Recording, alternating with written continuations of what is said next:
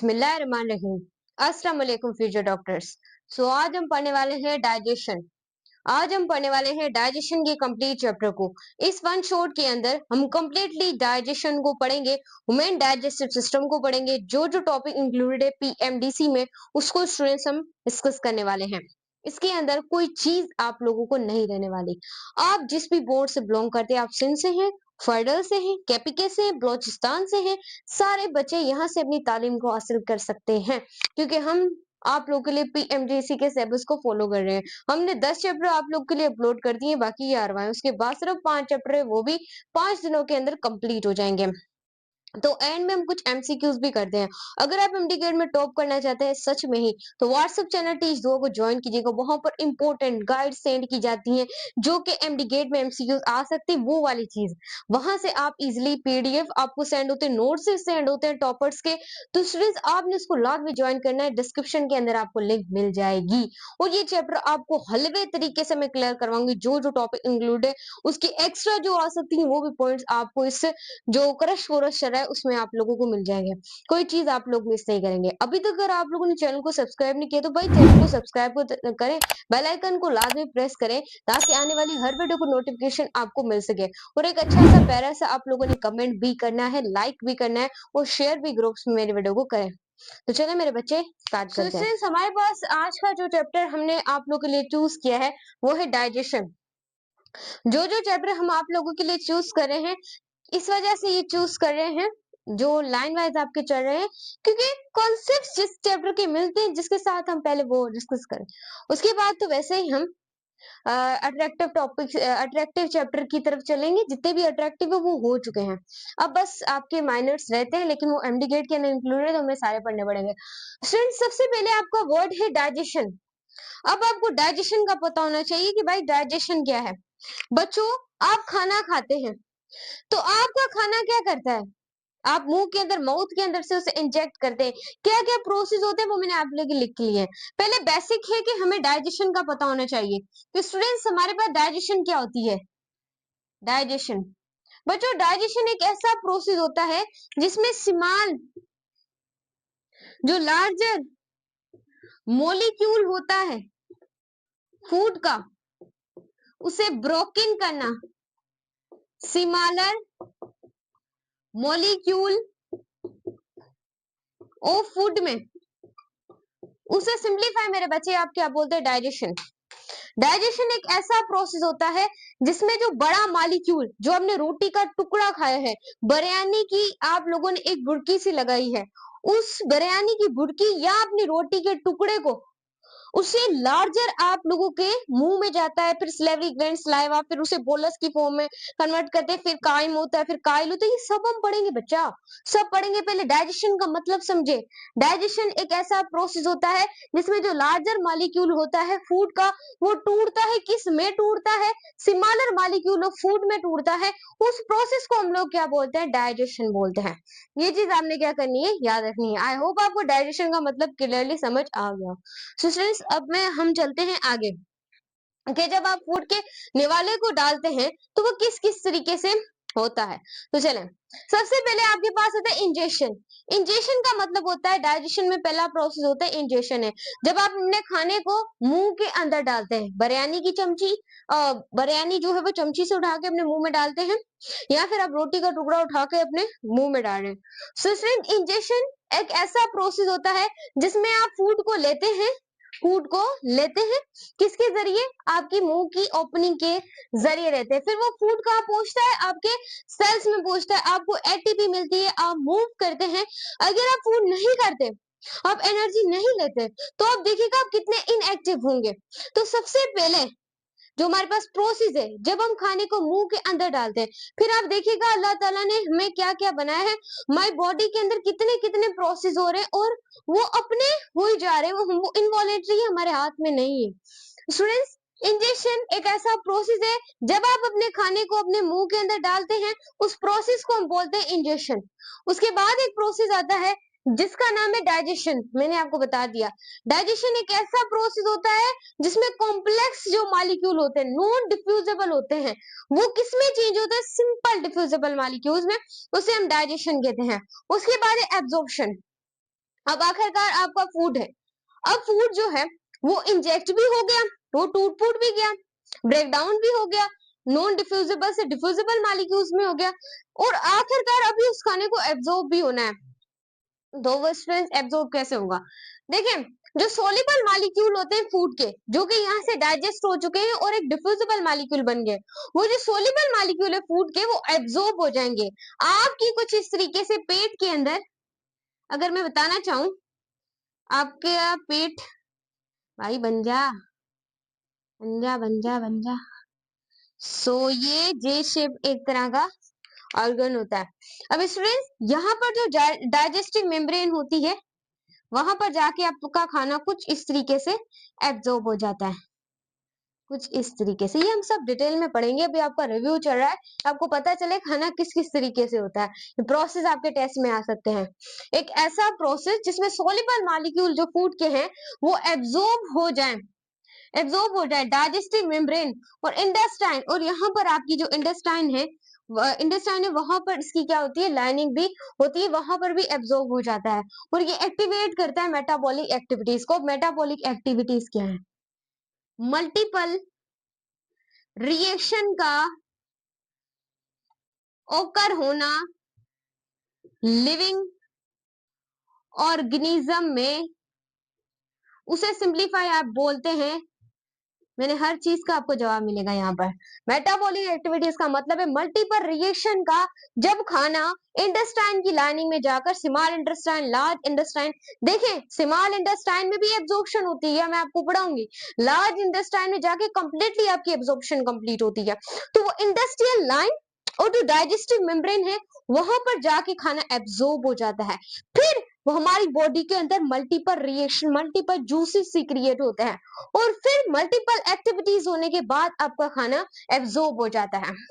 अब बारी आई है खाने की एज्यूमुलेशन की, इसको भी हम डिटेल से पढ़ रहे हैं। एज्यूमुलेशन एक ऐसा प्रोसेस होता है जब यूटिलाइजेशन होती है, मॉलिक्यूल्स एब्जॉर्ब होते हैं, मॉलिक्यूल जो एब्जॉर्ब हुए हैं, यहाँ पर एब्जॉर्प्शन में वो मॉलिक्यूल एब्जॉर्ब हुए, अब उन मॉलिक्यूल्स की क्या होगी, फिर से मेटाबॉलिक प्रोसेस होंगे, फिर से मल्टीपल रिएक्शंस होंगे, आपकी बॉडी में ऐसे ही खाना हजम नहीं हो जाता, उसको टाइम लगता है। उसके बाद हमारे पास है इजेशन। इजेशन एक ऐसा प्रोसेस है, अब कुछ खाना जो है, जो आपने अपनी बॉडी के अंदर लिया है, अब वो आपकी क्या हो गया है, आपकी एनर्जी एटीपी, ग्लूकोज के मॉलिक्यूल टूटे, एडिनोसिन ट्राइफॉस्फेट, एक एनर्जी की बहुत बड़ी करेंसी बनी। अब वो खाना कुछ प्रोटीन्स, कुछ कार्बोहाइड्रेट जो हमारे काम के थे, जो हमारे फ्यूचर में काम आने हैं, हमारी मसल्स के अंदर प्रोटीन जो है वो स्टोर हो गए ग्लाइकोजन इस तरीके की फॉर्म्स में। सो इसलिए जब हम बीमार होंगे तो वही जो कार्बोहाइड्रेट हमारे खाने में जमा हुआ होगा, तो जब हम बीमार होंगे तो हमारे जो लिपिड है, हमारा जो लिपिड है वो भी उसमें यूटिलाइज होगा, और हमारा हम कार्बोहाइड्रेट नहीं ले रहे होते जब हम बीमार होते हैं, हमारी बॉडी के अंदर खाना स्टोर हुआ होता है, फिर वो हमारे सेल्स के अंदर उन्हें मिलता है, वो फिर भी एटीपी बनाते रहते हैं। तो ये एक बहुत बड़ा स्टूडेंट फंक्शन है। क्या बीमारी जब होती है, उसके बाद जब आप कार्बोहाइड्रेट नहीं ले रहे होते, तो आपकी बॉडी के अंदर वो खाना स्टोर होता है, वो आपके सेल को मिलता है, और सेल को स्टूडेंट्स मिलने के बाद, सेल्स को मिलने के बाद वहां पर एटीपी बनती है और हमें एनर्जी मिलती रहती है। हाँ, हम थोड़े बीमारी फील करते हैं, क्योंकि तब हमारी बॉडी के अंदर फीवर हुआ होता है। फीवर वैसे अच्छा होता है मैम, किस हिसाब से आपका फीवर अच्छा होता है? फीवर में तो हम कमजोर हो जाते हैं, फिर इस वजह से अच्छा होता है क्योंकि आपकी बॉडी के अंदर कुछ बैक्टीरिया जमा हुए होते हैं, तो बॉडी ने बॉडी पहला जो रेस्पॉन्स देती है वो इन्फ्लेमेशन देती है, आपकी जगह सूजने लग जाती है। अब मैम जगह क्यों सूजी है? जहां पर वो बैक्टीरिया आया होगा तो वहां पर व्हाइट ब्लड सेल जमा होंगे, और व्हाइट ब्लड सेल बचा जैसे ही जमा होंगे तो एक पस सा जमा हो जाएगा जिसमें से पानी सा निकलेगा, गंदा सा। लेकिन वो व्हाइट ब्लड सेल वहां पर खुद मर जाएंगे, उनको मारकर फिर उसके बाद वहां से पानी निकलता है। तो अगर फिर भी काम नहीं होता इन्फ्लेमेशन के बाद, तो बुखार चढ़ता है। एक सिग्नल आपके ब्रेन में, एक सिग्नल होता है, मतलब कि ब्रेन में हाइपोथैलेमस होता है, हाइपोथैलेमस एक लिपिड जैसा एक सिग्नल को देता है ब्रेन को, कि ब्रेन को बोलता है कि टेम्परेचर को तुम इंक्रीज करो। जैसे ही तुम टेम्परेचर को इंक्रीज करोगे तो हम क्या करेंगे, उनको मारना शुरू कर देंगे। तो आप फिर बाद में एंटीबायोटिक्स भी उस बैक्टीरिया के लिए डॉक्टर के पास जाके लेते हैं, ताकि आप फिर एंटीबायोटिक क्यों लेते हैं? वैसे बुखार जब ज्यादा होता है तो उसे मारे होते बॉडी के अंदर, फिर हम जब हमसे बर्दाश्त नहीं होता, ऐसी फीलिंग आ जाती है, तो हम डॉक्टर के पास जाते हैं एंटीसेप्टिक ड्रग्स लेने।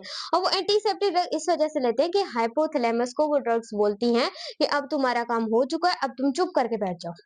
तो ये सारे प्रोसेस हो रहे होते हैं, मैंने आपको रिव्यू कर दिया, दुनिया की बातों को आपको बता दिया। अब आपका कॉन्सेप्ट क्लियर होगा, आपके रेस्पिरेटरी सिस्टम का भी और डाइजेस्टिव सिस्टम का भी। ये थोड़ी सी मैं आपको चीजें बता रही हूँ। अब जो आपका खाना आपके काम का नहीं है, वो आपकी एनएस के जरिए आपकी बॉडी से बाहर निकल जाएगा। याद रखिएगा, जो फीमेल के अंदर जहां से डाइजेस्टिव मटेरियल निकलता है वो 16 सेंटीमीटर तक उसकी लेंथ होती है, मेल के अंदर 20 मीटर तक होती है। सो ये चीजें आपको क्यों बता रही हूँ, क्योंकि आपको याद होनी चाहिए, एमसीक्यूज बन सकता है। तो चलें अब बोर्ड को रब करते हैं और आगे चलते हैं। तो स्टूडेंट्स, अब हम पढ़ने वाले हैं कि हमारे पास डाइजेस्टिव सिस्टम के अंदर कौन से कंपोनेंट होते हैं। तो ये पढ़ना आप लोगों के लिए बहुत ज्यादा इंपॉर्टेंट है। तो चलें स्टूडेंट्स, इसको पढ़ते हैं। स्टूडेंट्स, सबसे पहले हमारे पास डाइजेस्टिव सिस्टम के कंपोनेंट्स का आपको पता होना चाहिए, इसकी फंक्शंस का पता होना चाहिए, फिर हम डाइजेस्टिव सिस्टम की डायग्राम को पढ़ेंगे। स्टूडेंट, जो डाइजेस्टिव सिस्टम के कंपोनेंट है, पहले आप समझे जीआईटी को। GIT stand for gastro intestine tract. Gastro intestine tract. बच्चों, ये होता क्या है? ये हमारे मुंह से शुरू होता है, हमारी ओपनिंग एनस, जहां से हम रिलीज करते हैं चीजों को, वहां तक होती है। माउथ से लेकर एनस तक जो हमारे पास होता है, उसे हम कहते हैं गैस्ट्रो इंडस्ट्रियल ट्रैक्ट। और गैस्ट्रो इंडस्ट्रियल ट्रैक्ट के अलावा इसका दूसरा जो नाम है वो एलिमेंट्री केनाल। एलिमेंट्री केनाल भी माउथ से शुरू होती है, एनस पर जाके खत्म होती है। देखिए, इनके फुल फॉर्म लिख ले। जीआईटी का मतलब है गैस्ट्रो इंडस्ट्रियल ट्रैक्ट। सही, ये चीज आपने याद रखनी है, कभी मत भूलना। ये माउथ से शुरू होती है, एनस पर जाके ये खत्म होती है। उसके बाद हमारे पास है एलिमेंट्री केनाल।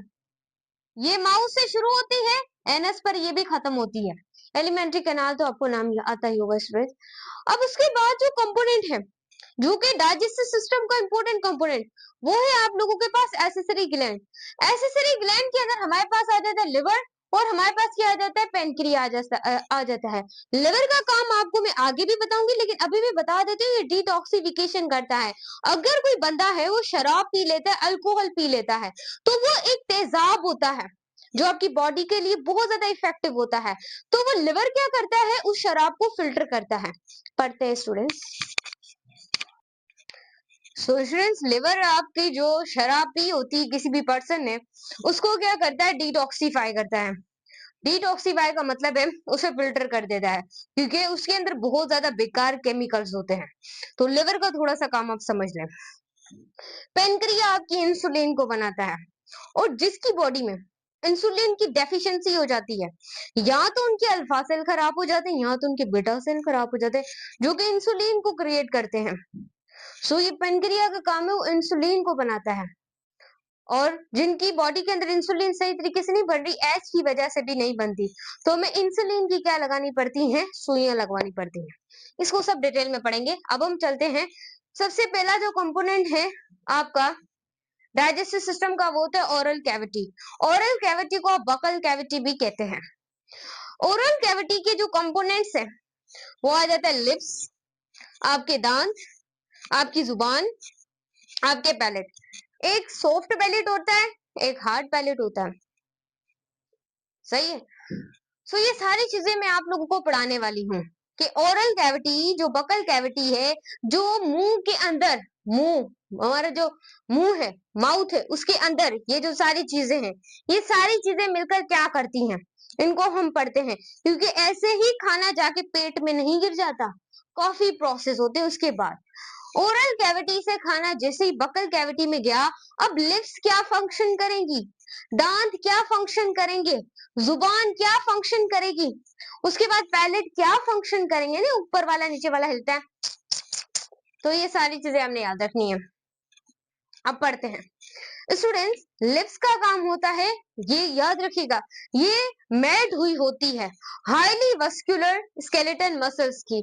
मसल्स यहाँ पर क्या पाए जाते हैं, टिश्यूज पाए जाते हैं, जो कि यहाँ पर मैन्युअली बच्चों सेंसरी एंडिंग्स, यानी कि हमें फील होता है कि हमने खाने को अंदर लिया है। उसके बाद रिटेन फूड, लिप्स जो होती है, फूड को रिटेन का मतलब क्या है मैम, रिटेन का मतलब है कहीं खाना हमारे मुंह से गिर ना जाए। उसके बाद है फोनेशन। फोनेशन का मतलब है, ये साउंड को भी क्रिएट करने में हेल्प देती है हमारे लिम्स। फोनेशन का मतलब होता है साउंड को, थोड़ा सा मैं लिख दूं, साउंड को क्रिएशन में मदद देती है, लिप्स फोनेशन करवाती है। उसके बाद हम आगे चले, दांतों का क्या काम है, हमारे मुंह के अंदर एक अडल्ट है, हम अडल्ट हैं, हमारा जो माउथ है उसके अंदर जो टोटल दांत होते हैं वो हमारे पास कितने होते हैं, 32। हमारे जो मुंह है, हमारे जो दांत है वो 3 तरह के होते हैं। एक होते हैं इंसिजर, एक होते हैं कैनाइन, एक होते हैं प्रीमोलर और एक होते हैं मोलर। उसके बाद आपके जो दांत जिसके अंदर प्लेस होते हैं, उस जगह को आप लोग क्या बोलते हैं, सॉकेट। और ये जो सॉकेट होते हैं ये इमूवेबल होते हैं, ये मूव नहीं करते।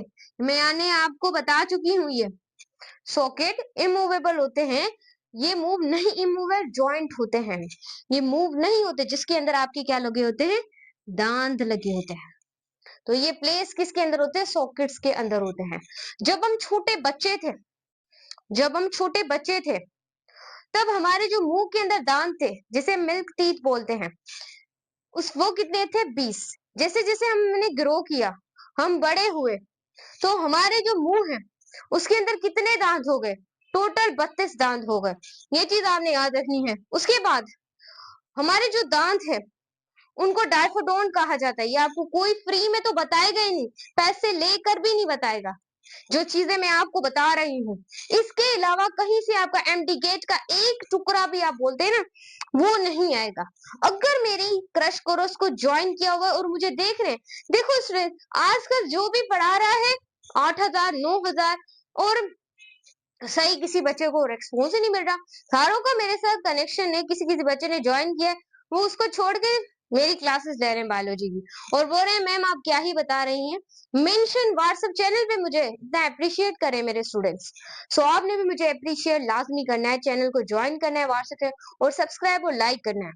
उसी दिन उन्होंने 8,000 दिए हैं, लेकिन उन्हें कुछ समझ ही नहीं आ रहा, फिर मेरी क्लासेस ले रहे हैं स्टूडेंट्स। सो काफी स्टूडेंट्स तो ऐसे हैं कि मैम हमारे फादर जा रहे हैं, हमें कोई अच्छी मिल ही नहीं रही, और पैसे भी इतने बता रहे हैं। सो सिंस हम मुझे ज्यादा से ज्यादा सपोर्ट करें, मैं आप लोगों के लिए बहुत ज्यादा मेहनत करती हूँ, मुझे रिसर्च करने में काफी टाइम लग जाता है, फिर मैं रेगुलर पूरी रात बैठती हूँ आप लोगों के लिए, चीजें मिले मुझे इधर उधर, मेरी गाइड्स जहां से मैंने स्टडी कर की थी स्टूडेंट्स, वो मैं आप लोगों को सारी चीजें फ्री में दे रही हूँ। तो ये चीजें आपने देखनी है, इसके अलावा कुछ मत पढ़िएगा। डायफोटोन का मतलब है आपके दांतों के 2 सेट होते हैं, एक 2 सेट का मतलब एक आपके दूध वाले दांत होते हैं मिल्क टीथ, और दूसरे आप जो मेच्योर होते हैं। तो डायफोडोन याद रखिए, आपके दांत क्या होते हैं, डायफोडोन होता है। उसके बाद याद रखिएगा इंसिजर, ये एम्प्टी गेट में एमसीक्यूज बनकर आ सकता है कि चाइल्ड का रेशियो बताएं टीथ का। उसके बाद बताएं एक एडल्ट जो पर्सन है उसके दांतों को आप लोगों ने क्या बताना है, रेशियो बताना है। अब स्टूडेंट्स यहाँ पर देखिएगा, मैं सबसे पहले आप लोगों को बता देती हूँ, इंसिजर 4x4, 4 ऊपर होते हैं 4 नीचे होते हैं। केनाइन 2 ऊपर होते हैं 2 नीचे होते हैं। प्रीमोलर 4 ऊपर होते हैं 4 नीचे। मोलर 6 ऊपर होते हैं 6 नीचे होते हैं। सो ये है आप लोगों के पास दांत है। अब बच्चों के अंदर कौन से दांत होते हैं, कौन से नहीं होते। बच्चों के अंदर इंसिजर 4 ऊपर 4 नीचे, केनाइन 2 ऊपर 2 नीचे, प्रीमोलर 4 ऊपर 4 नीचे, लेकिन मोलर नहीं होते। मोलर याद रखिएगा नहीं होते। अगर हम अडल्ट का बात करें, अडल्ट के अंदर ये चारों दांत होते हैं, मोलर भी होते हैं 6x6। सो मिक्स मत कीजिएगा। अब ये किसका बन गया, अडल्ट का बन गया है, यहाँ तक होगा तो किसका बनेगा, चाइल्ड का बनेगा।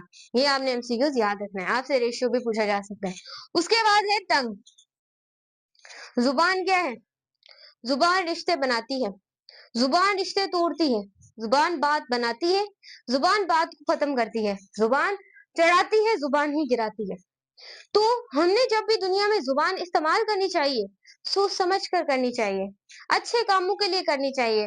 अगर किसी का कोई राज है, जो अगर किसी को तुमने बता दिया, उसकी लाइफ खराब हो सकती है। अगर तुम उसे माफ कर दोगे, तो खुदा उसका तुम्हें इनाम देगा। अगर तुम उसे छोड़ दोगे, खुदा तुम्हारा बहुत भला करेगा। अगर तुम उसका राज बता दोगे, उसका राज बता तो तुम्हें कितना ज्यादा गुनाह मिलेगा, भले वो बुरा है, लेकिन उसका बात नहीं बतानी चाहिए कि उसका कहीं बुरा ना हो जाए। अगर तुम आज उसे छोड़ दोगे, अल्लाह तुम्हारे लिए पता नहीं कितनी नेकियां लिख रहा होगा। ये चीज याद रखिएगा। तो वैसे तो इंसान, चलें आगे चलते हैं। मैं कुछ और कहना नहीं चाहती, बस आप लोगों को इतना कहना चाहती हूँ कि जुबान को सोच समझ के इस्तेमाल किया करें। हाँ, टंग, टंग क्या होती है? रोल मैस्टिकेशन, यानी कि ये खाने को रोल करती है। अब जैसे ही हमने रोटी का टुकड़ा जो है वो मुंह के अंदर लिया है, तो मुंह के अंदर लेंगे तो जुबान का काम है उस टुकड़े को रोल करना। उस टुकड़े को रोल करना कौन करेगी? जुबान करेगी। जुबान ही उस टुकड़े को मेस्टिकेट करेगी। उसके बाद जुबान जो है वो आपको टेस्ट में मदद देती है। अगर आप बिरयानी खा रहे हैं, बिरयानी खा रहे हैं, फ्रेंड्स बिरयानी मुझे बहुत ज्यादा पसंद है। किस किस को पसंद है कमेंट में लिखिएगा। मैम हमें बिरयानी पसंद है। और बिरयानी के अलावा स्टूडेंट्स मुझे मैक्रोनी पसंद है। तो स्टूडेंट्स जब बिरयानी खा रहे होंगे तो कुछ अलग सा, क्या उसके अंदर नींबू डलेगा, वाह लेमन, क्या मसाले, वाह कितनी प्यारी लगती है स्टूडेंट। इस वजह से बिरयानी खाएंगे या रोटी एज एवर सालन के साथ खाएंगे, फिर भी जायका आएगा, लेकिन जुबान आपको टेस्ट में भी मदद देती है। उसके बाद आप लोगों के पास है टेम्परेचर। अगर कभी कभी हम कोई चीज गर्म उठा के पी ले, उसी वक्त हमारी जुबान जल जाती है। फिर जितनी भी चीजें खाते हैं अच्छा नहीं लगता खाने को। जितनी भी चीजें खाते हैं फिर वो मजा नहीं आता कि जब जुबान जली नहीं होती, जो मजा तब आता है। तो गर्म चीजें होती है, जुबान आपको वो भी बताती है। हुई मैक्रोनी गरम में जैसे खाए, उसके बाद जब आप खाओगे ना फिर मजा नहीं आएगा। उसके बाद आप लोगों के पास है एक मसल्स का बना हुआ ऑर्गन है। अगर मैं आपको ऐसे ही पढ़ा रही होती तो मैंने आपको जरूर एग्जाम्पल देनी थी। तो मस्कुलर एक तरह का ऑर्गन होता है बच्चों, ये वॉलेंट्री होता है। अगर हम अपनी जुबान को बाहर निकालेंगे बाहर निकल जाएगी, अंदर करेंगे अंदर हो जाएगी। सही है ना? जुबान को बाहर निकालेंगे, देखो आपको नजर आ रहा है नहीं? हाँ जी, जुबान को बाहर निकालेंगे तो ये हमारी वॉलेंट्री भी होती है। और जुबान के अंदर कुछ डॉटेड स्ट्रक्चर होती हैं, आपने देखा होगा व्हाइट व्हाइट कलर की जुबान के ऊपर डॉटेड स्ट्रक्चर होती है। उन डॉटेड स्ट्रक्चर को हम कहते हैं पेपिला। जुबान के अंदर एक डॉटेड स्ट्रक्चर होती है, उन डॉटेड स्ट्रक्चर को हम क्या बोलते हैं? पेपिला। तो ये चीज आपने याद रखनी है, इंपॉर्टेंट थी जुबान के लिए। उसके बाद है हमारा जो मुंह है, उसके अंदर पाए जाते हैं पैलेट। एक सॉफ्ट पैलेट पाया जाता है, एक हार्ड पैलेट। अब आप, मैं एक बार स्टूडेंट्स इस चीज को पक्का कर लेती हूँ। ये जो आप लोगों के पास पैलेट्स है, कि यहाँ पर 2 मिनट आप सब्र कीजिएगा। Hard palate and soft palate. बच्चों जुबान जिसके साथ हैंग होती है, हैंग करने के लिए भी जुबान को होता है, जिससे आप कहते हैं अलवा। तो ये एग्जाम्पल्स आपने क्या करनी है, याद रखनी है। बाकी आप कॉपी करें। और आपको मैं एक और चीज बता देती हूँ। जी हाँ बच्चों, जो आपका अपर जॉब होता है, अपर जॉब वो क्या होता है? फिक्स होता है, वो मूव नहीं करता, ये याद रखिएगा। और आपका जो लोअर जॉब होता है वो क्या होता है बच्चों? आपके पास मूवेबल होता है, वो मूव करता है। ये आपने एमसीक्यूज याद रखना है। लोअर जॉब मूव करता है, अपर जॉब मूव नहीं करता, वो फिक्स होता है एक जगह पर। सही, हम यहाँ पर थे कि जुबान को जो हैंग करके रखती है वो अलवा होती है, और जुबान के अंदर जो डॉटेड स्ट्रक्चर्स पाए जाते हैं उसे पेपिलाए कहते हैं। एमसीक्यूज आता है। उसके बाद स्टूडेंट्स हम बात करेंगे माउथ के रूफ। एक अपर पैलेट जो होता है उसे हम मैक्सिलरी कहते हैं। अपर पैलेट क्या होता है? मैक्सिलरी होता है। और ये क्या होता है? हार्ड होता है, फिक्स्ड होता है, मूव नहीं करता। और जो मैंडिबल होता है ये लोअर पैलेट होता है, ये स्टूडेंट्स क्या करता है? मूव करता है। और ये सॉफ्ट होता है। ये सारे एमसीक्यूज आपने याद रखने हैं। सारी चीजें आप लोगों के लिए ही मैंने लिखी हैं, बहुत ज्यादा डिटेल में लिखी हैं, तो इसे गौर करें बच्चा, इसके ऊपर गौर करें आप लोग। उसके बाद है सैलिवरी ग्लैंड। आपके मुंह के अंदर 3 तरह के ग्लैंड है, एक पैराटोइड ग्लैंड है, एक सबलिंगुअल ग्लैंड है, एक सबमैंडिबल ग्लैंड है। ये 3 ग्लैंड्स आपको मौजूद है। लेकिन आपकी जुबान में ये थूक बनता क्यों है? वाई सलाइवा क्यों बनता है? सलाइवा आपकी बॉडी में इस वजह से आपके मुंह के अंदर होता है, वो फूड को सॉफ्ट करता है। अगर फूड सॉफ्ट ना हो, ऐसे ही चला जाए तो बहुत ज्यादा नुकसान होगा। तो सलाइवा क्या करता है? फूड को सॉफ्ट करता है। और फूड को सॉफ्ट करने के बाद फूड को सॉफ्ट करता है म्यूकस, यानी कि उसको सॉफ्ट करता है। उसके बाद स्टूडेंट्स एक बॉलस की फॉर्म, खाना पहले से रोटी की टुकड़ी चलेगा आपके मुंह के अंदर। अब ये सलाइवा इसे रोल करेगा बॉलस की फॉर्म में, इस तरह की क्या हो जाएगी? बोलस की फॉर्म हो जाएगी। बोलस की फॉर्म में कर देगा, गोल गोल कर देगा कि हार्ड ना रहे। उसके बाद आपके 3 ग्लैंड्स पाए जाते हैं। एक पैराटोइड ग्लैंड जो कि आपके कानों के नजदीक होता है, सबलिंगुअल ग्लैंड जो अंडर द आपका अंडर होता है। उसके बाद आपके जो मुंह है उसके अंडर होता है, माउथ के। उसके बाद सब मैंडिबल ग्लैंड आपकी टंग है उसके थोड़े साइड में प्रेजेंट होता है। ये चीज आपने याद रखनी है। और याद रखिएगा आपका जो सलाइवा है उसके अंदर लाइसोजाइम एक एंजाइम प्रेजेंट होता है। ये याद रखिएगा कि एंजाइम कहाँ पर प्रेजेंट होता है? एंजाइम सलाइवरी ग्लैंड में प्रेजेंट होता है लाइसोजाइम, जो कि बैक्टीरिया को किल करने का काम करता है कि कोई अगर बैक्टीरिया आ गया है तो उससे ये क्या करेगा? किल करेगा। अब स्टूडेंट्स एक चीज मैं और बताती जाऊं रिमूव कर कर, एक चीज और आप सुन लें, यहाँ पर आप लोगों के लिए इंपॉर्टेंट हो सकती है। यहाँ पर देखें, क्योंकि टीच दुआ डिटेल में लेक्चर दे रही है, तो लेक्चर गौर से सुने, कोई चीज टीच दुआ मिस नहीं कर रही या आपको मिस कर दे, नहीं, नेवर नेवर बच्चा, नेवर। अब स्टूडेंट्स यहाँ पर देखिएगा, मैं बात कर रही थी, जी हाँ, आपका जो माउथ है उसके अंदर बोथ डाइजेशन होती है, दोनों डाइजेशन होती है। एक होती है मैकेनिकल डाइजेशन, एक होती है केमिकल डाइजेशन। ये 2 डाइजेशन आपकी माउथ के अंदर हो रही होती है। मैकेनिकल डाइजेशन किससे होती है? जो कि टीथ करते हैं, आपके दांत करते हैं। केमिकल डाइजेशन एंजाइम करते हैं। अमाइलेज क्या करता है? अमाइलेज होता है स्टार्च को तोड़ता है, किसमें? माल्टोज में। ये चीज आपने याद रखनी है।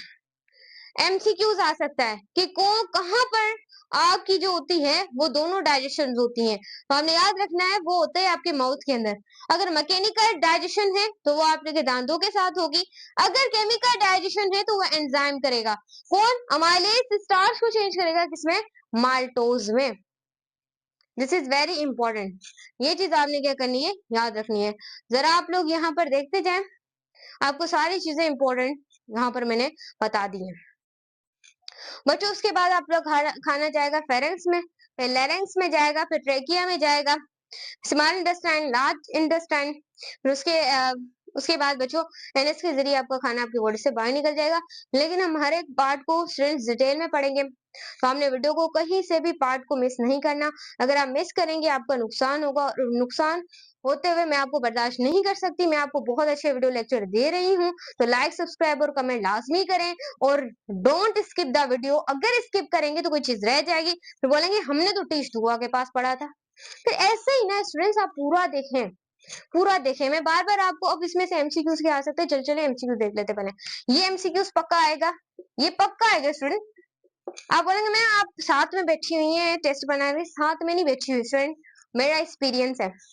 ये एमसीक्यूज लाजमी आएगा, आप देख लीजिएगा, बाद में कीजिएगा मैम आपने सही बोला था। चाइल्ड का टीथ रेशियो याद रखिएगा और अडल्ट का टीथ रेशियो याद रखिएगा। ये जरूर आएगा, यहाँ चाइल्ड का आएगा, यहाँ अडल्ट का आएगा, ये चीज यहाँ लाजमी आएगी। उसके बाद याद रखिएगा मैक्सिलरी, ये हार्ड होता है और फिक्स होता है। मैंडिबल लोअर होता है, और जो मुंह होता है और सॉफ्ट होता है। ये एमसीक्यूज आ सकता है। उसके बाद हाँ, पैराटोइड ग्लैंड, सबलिंगुअल ग्लैंड, सबमैंडिबल ग्लैंड कहाँ कहाँ प्रेजेंट होते हैं, ये आ सकता है। उसके बाद आपके दांत, ये लाजमी एमसीक्यू आता है कि दांत क्या होते हैं, डायफोडोंट, थेकोडोंट, या फिर बोथ, या डन नन, तो आपने डायफोडोंट लगाना है। ये एमसीक्यूज लाजमी आएगा। एमसीक्यूज आप बोलेंगे मैम कहाँ से एमसीक्यूज आएगा, तो मैं आपको वीडियो के अंदर ही बता देती हूँ। उसके बाद याद रखिएगा ओरल कैविटी में क्या क्या चीजें आती हैं, ये एमसीक्यूज आ सकता है। लास्ट में स्टूडेंट्स ये भी आ सकता है, this is your MCQs, this is your MCQs, this is your MCQs. और एलिमेंट्री कैनाल को, जीआईटी को दूसरा आप याद रखिएगा, एलिमेंट्री कैनाल भी कहते हैं आपको ऑप्शन में दिया सकता है GIT, क्या बोलते हैं डाइजेस्टिव सिस्टम के कंपोनेंट को, एलिमेंट्री किनार बोथ भी आ सकता है, तो आपने कहाँ पर टिक लगाना है, बोथ के ऊपर, सही। और एसेसरी ग्लैंड के अंदर कौन सी दो चीजें आती हैं, याद रखिएगा, लिवर और क्या आता है, पेनक्रिया आता है। इन दो चीजों को आपने अपने माइंड के अंदर रखना है स्टूडेंट्स। और याद रखिएगा, जुबान वॉलेंट्री होती है, इनवॉलेंट्री होती है, दोनों होती है ना, ये भी चीज याद रखिएगा, जुबान वॉलेंट्री होती है। जुबान के ऊपर एक डोर लाइक स्ट्रक्चर आपसे पूछे जा सकते हैं, जिसे आप अप्लाई करते हैं। जुबान को हैंग करके कौन रखती है, अल्वा रखती है, सही। ये सारी चीजें हमने याद रखनी है स्टूडेंट्स। इसके अलावा आई थिंक याद रखिएगा, हाँ जी, ये आप कॉपी कर लें। जी हाँ, अब आप इसे क्या कर सकते हैं, कॉपी कर सकते हैं। हाँ, जुबान के अंदर एक ना लिपिड की मेम्ब्रेन भी होती है, जिसे हम फ्रीन्यूलम कहते हैं। लिपिड की एक मेम्ब्रेन भी होती है जुबान के अंदर, ये इंपॉर्टेंट पॉइंट याद रखिएगा, सेम फ्रीन्यूलम कहते हैं। ये एमसीक्यूज आ सकता है, जुबान के अंदर लिपिड मेम्ब्रेन कौन सी है, तो आपने याद रखना है, दिस इज कॉल्ड द फ्रीन्यूलम। और जुबान बच्चों याद रखिएगा, आपको स्पीच में भी मदद देती है। ये एमसीक्यूज भी आपका आ सकता है, जो जो आ सकते हैं वो मैं आपको बता रही हूँ। हाँ जी, बस। और बच्चों, जुबान एक तरह याद रखिएगा अटैच भी होती है, हायोड बोन, हायोड जो बोन होती है वो एक ही होती है। मैंने आपको सपोर्ट एंड स्केलेटन इस वजह से पढ़ा दिया, ये बस आपने चीजें याद रखनी है। क्लियर हुआ, आगे चलते हैं।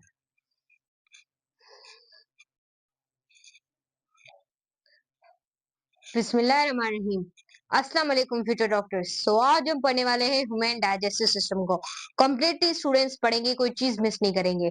ये बहुत ज्यादा इंपॉर्टेंट टॉपिक है, इसमें से आपके कई एग्जाम्स में कई सवाल पूछे जाते हैं। आप फेडरल से हैं, सिंध से हैं, या फिर आप बलोचिस्तान या केपीके से, या फिर आप नीट के बच्चे हैं, इंडिया के बच्चे भी यहाँ से पढ़ सकते हैं, क्योंकि हम डिटेल में इसको पढ़ेंगे, कोई चीज इसकी मिस नहीं करेंगे, हर एक चीज आपको क्रिस्टल क्लियर हो जाएगी। लास्ट में हम कुछ एमसीक्यूज भी करेंगे जो कि आपके एग्जाम्स में आ सकते हैं, इंपॉर्टेंट एमसीक्यूज।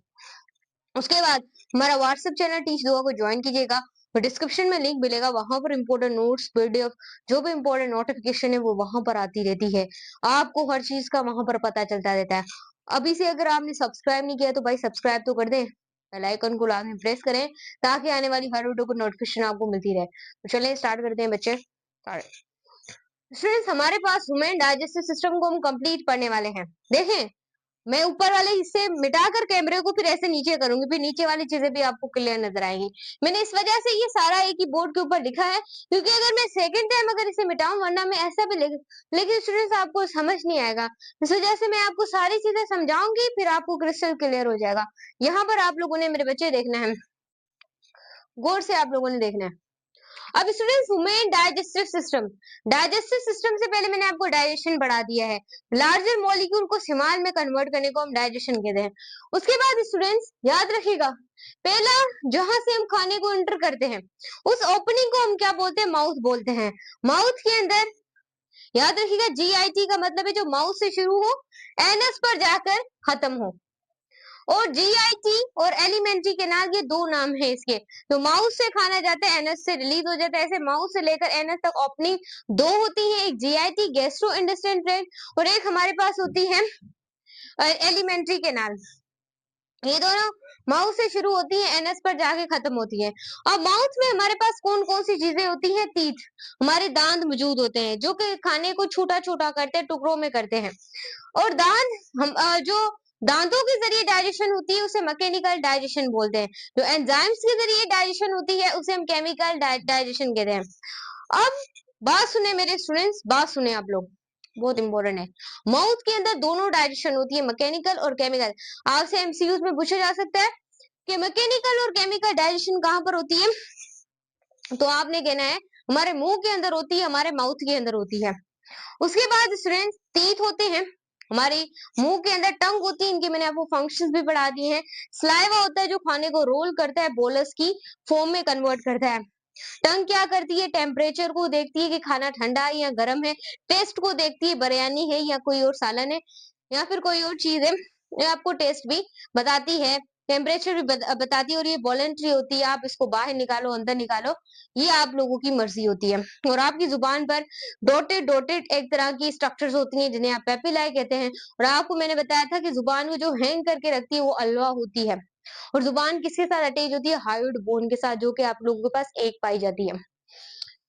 ये सारी चीजें आपने याद रखनी है। और जुबान के अंदर एक स्ट्रक्चर पाई जाती है जिसे हम फ्रीन्यूलम भी कहते हैं। क्लियर माय बच्चे? क्लियर माय बच्चे? इतना क्लियर हुआ? उसके बाद है मैकेनिकल डाइजेशन और केमिकल डाइजेशन, माउथ में दोनों होती है। उसके बाद फूड जो है वो बोलस की फॉर्म में क्रिएट हो जाता है। जब बोलस की फॉर्म में फूड क्रिएट हो गया है तो अब वो जाएगा फेरेंस के अंदर। फेरेंस क्या होता है? एक तरह का रिश्ता होता है, एक तरह का कनेक्शन होता है, एक तरह की जंक्शन होती है। किसकी जंक्शन होती है? रेस्पिरेटरी ट्रैक्ट की और डाइजेस्टिव ट्रैक्ट। इन दोनों की जंक्शन को हम क्या बोलते हैं? फेरेंक्स कहते हैं। सही याद रखिएगा, आप एमसीक्यूज आ सकता है कि जंक्शन रेस्पिरेटरी ट्रैक्ट और डाइजेस्टिव ट्रैक्ट के बीच में जो कनेक्शन करवाती है वो आपकी फेरेंक्स करवाता है। उसके बाद एक यहाँ पर फेनोमिना होता है जिसे हम प्रेस्टाल्सिस कहते हैं। प्रेस्टाल्सिस एक ऐसा फेनोमिना होता है जब फॉर एग्जाम्पल आपने अनकाउंटेबल खा लिए हैं और उल्टी के जरिए आपका जो फूड हजम नहीं, उल्टी के जरिए एकदम हो जाता है, तो वो फेरेंक्स में से स्टार्ट होता है। उसके बाद है एसोफेगस। तीसरा जो खाना आता है वो आता है एसोफेगस में। एसोफेगस जो होता है वो एक तरह का मसल्स की बनी हुई ट्यूब होती है जो कि खाने को मूव कराती है। किसके अंदर एसोफेगस मूव कराते हैं? स्टमक के अंदर। स्टमक एक जे शेप ऑर्गन है, ये चीज याद रखिएगा। और इसकी जो एसोफेगस है इसकी लेंथ लास्ट में एमडी में आती है। What about the length of the oesophagus? This is your MCQs. कितनी होती है? 25 सेंटीमीटर। उसके बाद खाना आएगा, चौथा जो प्रोसेस होगा उसके बाद खाना आपके पेट के अंदर आएगा। तीसरा प्रोसेस ये है, सॉरी स्टूडेंट्स, चौथा ये है, ये पांचवा है स्मॉल इंटेस्टाइन, फिर छठा ये है, सातवां एनएस। जी हाँ, स्टमक। स्टमक कहाँ पर प्रेजेंट होता है ये चीज याद रखिएगा, क्योंकि जो मेन टॉपिक है जो एमडी गेट पीएमडीसी वालों ने लिखा है कि ह्यूमन डाइजेस्टिव सिस्टम की कंप्लीट आपको डायग्राम के बारे में पता होना चाहिए, उसके फंक्शन, उसके पार्ट्स आपको अच्छे तरीके से क्लियर होने चाहिए, तो हम कोई भी चीज को मिस नहीं करेंगे। देखें, स्टमक की जो लोकेशन होती है वो लेफ्ट बिलो होती है डायफ्राम। मैंने कल वाली वीडियो के अंदर एक्सपायरेशन के अंदर आपको बताया गया, डायफ्राम आपके लंग्स के नीचे एक पर्दा मौजूद होता है जो कि मसल्स का बना हुआ होता है। वो कॉन्ट्रैक्ट भी हो सकता है, कैसे रिबकेज इंटरकोस्टल मसल्स के हिसाब से डायफ्राम जो डोम शेप हो जाता है, गुम्बद लाइक हो जाता है, वो जब आप सांस को बाहर निकालते तो कुछ इस तरह की स्ट्रक्चर ले लेता है, और जब सांस को अंदर लेते तो आपका डायफ्राम स्ट्रेट हो जाता है। तो ये सारी चीजें आपने क्या करनी है? याद रखनी है। और याद रखिएगा आपका पेट कहाँ पे मौजूद है? ये बिलो है, किसके? डायफ्राम के। डायफ्राम के नीचे मौजूद है। उसके बाद स्टूडेंट, स्टमक जो होता है वो डायफ्राम और ड्यूडेनम के क्या है? नीचे करके क्या है? प्रेजेंट है। ये चीज आपने क्या करनी है? याद रखनी है। उसके बाद यहाँ पर हमारे पास स्फिंक्टर पाई जाती है। आपका जो पेट है यहाँ पर एक पाइलोरिक स्फिंक्टर पाई जाती है, ये चीज याद रखिएगा, आपके पेट में एक पाइलोरिक स्फिंक्टर भी पाई जाती है। ये चीज आपको क्या करनी है? याद रखनी है। पाइलोरिक स्फिंक्टर पाई जाती है, ये भी चीज याद रखनी है। और आपका जो पेट है, जी हाँ, उसमें दो, एक कार्डियक होता है, एक पाइलोरिक होता है। यहाँ पर आपका जो पेट है एक कार्डियक रीजन होता है, एक पाइलोरिक रीजन होता है, ये भी चीज आपने याद रखनी है आपके पेट में। उसके बाद आपका पेट जो है उसका ये उठा हुआ हिस्सा, ऊपर वाला उठा हुआ हिस्सा, उसे आप बोलते हैं फंडस। फंडस में क्या होता है? गैसेस होती हैं। उसके बाद आपका होता है कार्डियक। ये तीनों आप लोगों के क्या हिस्से हैं? ये चीज याद रखिएगा। पेट का जो पहला हिस्सा उठा हुआ हिस्सा है वो फंडस है, और पेट के थोड़ा नीचे जो हिस्सा है वहां पर कार्डियक है, और पेट का तीन पार्ट है। पेट के उठा हुआ हिस्सा फंडस, थोड़ा नीचे जो है वो है कार्डियक, एक है बॉडी, ये वाला हिस्सा जहां पे स्टमक खत्म हो रहा है, इस हिस्से को आप क्या बोलते हैं? बॉडी कहते हैं। और ये वाला जो हिस्सा है इस हिस्से को आप बोलते हैं कार्डियक, और ये जो उठा ऊपर वाला हिस्सा इसे आप फंडस कहते हैं। तो ये चीज आपने याद रखनी है। जो आप लोगों के पास फंडस है वहां पर आपकी गैसेस पाई जाती हैं, और जो कार्डियक है वहां पर आपको फूड आता है, फूड एंटर होता है। ये चीज स्टूडेंट्स क्या करनी है, आपने याद रखनी है। फूड एंटर कहाँ से होगा, कार्डियक से। ये चीज याद रखिएगा। बॉडी बॉडी में फूड आके ग्राइंडिंग हो जाती है। क्या हो जाती है, ग्राइंडिंग। जैसे कि हम जूस बनाने वाली जो मशीन होती है उसके अंदर जैसे ही हम अपना फ्रूट डालते हैं तो कैसे वो ग्राइंड हो जाती है, घूम घूम के एक प्यारा सही स्ट्रक्चर का क्या बन जाता है, जूस बन जाता है। ऐसे स्टूडेंट्स यहाँ पर ग्राइंडिंग हो जाती है। उसके बाद इंपॉर्टेंट एमसीक्यूज आ सकता है, what is the layer of the stomach. Stomach की कितनी लेयर होती है, स्टमक की 3 लेयर होती है। एक होती है आप लोगों के पास म्यूकोसा, जो कि मैंने ऊपर लिखी हुई है, ये याद रखिएगा क्योंकि बच्चों कुछ पॉइंट्स मैंने ये सेकंड पोर्शन है जो कि लेयर है स्टमक की, ये पढ़ना आपके जरूरी है। अब लेयर ऑफ स्टमक पहली है म्यूकोसा, दूसरी है सब म्यूकोसा, और तीसरी लेयर है आप लोगों के पास मस्क्यूलर एक्सटर्ना, चौथी लेयर है सेरोसा। ये चीज स्टूडेंट्स आपने याद रखनी है। हाँ, अब म्यूकोसा क्या होती है, इनर लेयर होती है, सबसे इनर लेयर, सबसे इनर लेयर। और यहाँ पर आपकी नर्व्स पाई जाती हैं, ग्लैंड्स पाए जाते हैं।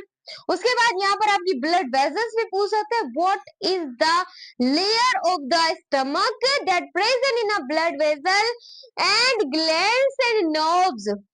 वो आपकी क्या होती है, म्यूकोसा, याद रखिएगा। और डाइजेशन जो होती है वो बैक्टीरिया को भी किल, यहाँ पर डाइजेशन हो जाती है। जो बेकार बैक्टीरिया होते हैं उन्हें उन्हें क्या करना पड़ता है, किल करना पड़ता है। उसके बाद सेकेंड आप लोगों के पास होती है सब mucosa, that is the second layer of the stomach. सब म्यूकोसा क्या करती है, सब म्यूकोसा इनर इनर होती है म्यूकोसा के, यानी कि जैसे ऊपर म्यूकोसा है तो म्यूकोसा के जो, याद रखिएगा यहाँ पर, हाँ जी, सब म्यूकोसा की जो इनर पे प्रेजेंट होती है, म्यूकोसा के इनर में वो होती है सब म्यूकोसा, सब म्यूकोसा। उसके बाद यहाँ पर आपकी कनेक्टिव टिश्यूज प्रेजेंट होते हैं। पूछा जा सकता है what layer is made up of the connective tissue. MCQs निकल गया, देखे मैम, मैम आप खुद ही निकाल रही हैं, क्या होगा हमारा, कुछ नहीं, ऐसे तो एमसीक्यू निकले और बाहर से तो आते नहीं है, आप लोगों की स्टडी बुक्स में से आते हैं और जो एक्स्ट्रा बुक्स होती हैं। कनेक्टिव टिश्यू, कनेक्टिव टिश्यू से कौन सी लेयर स्टमक की बनी होती है, दिस इज कार्ला सबम्यूकोसा। उसके बाद है यहाँ पर भी ब्लड वेजल्स प्रेजेंट है, यहाँ पर भी नर्व्स प्रेजेंट है।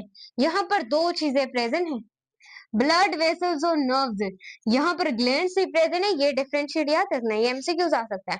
उसके बाद सब म्यूकोसा सपोर्ट प्रोवाइड करती है किसको, म्यूकोसा को। ये इंपॉर्टेंट पॉइंट है कि सब म्यूकोसा म्यूकोसा को सपोर्ट प्रोवाइड करती है, ये चीज आपने याद रखनी है। और ये सब म्यूकोसा को फ्लेक्सिबिलिटी भी प्रोवाइड करती है, ये इंपॉर्टेंट पॉइंट है, ये एमडीगेट के टेस्ट के अंदर आ सकते हैं कि फ्लेक्सिबिलिटी भी कौन प्रोवाइड करती है, आपकी सब म्यूकोसा।